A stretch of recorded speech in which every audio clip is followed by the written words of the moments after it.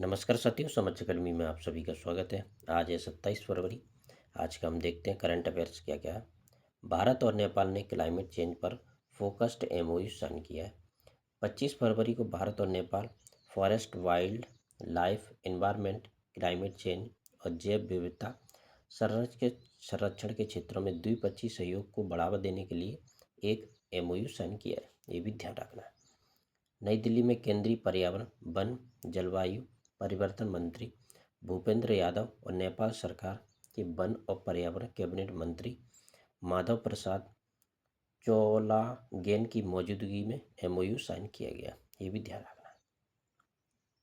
इस एमओयू के तहत हाथी, गंगा डॉल्फिन, गैंडा, हिम तेंदुए, बाघ और गिद्ध जैसी प्रजातियों को संरक्षित करने पर जोर दिया गया। ये भी ध्यान रखना है।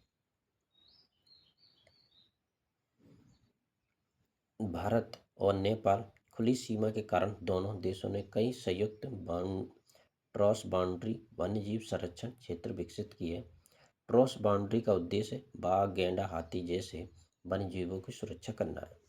क्रॉस बाउंड्री वाले reserve Valmiki tiger reserve, Bharat Chitwan national park, Nepal Dudhwa national park, Bharat Suklaphanta national park, Nepal काटियन वन्यजीव अभयारण्य, भारत बर्दिया नेशनल पार्क नेपाल, ये सभी ट्राई आर्क लैंडस्केप का हिस्सा है। ये भी ध्यान रखना है।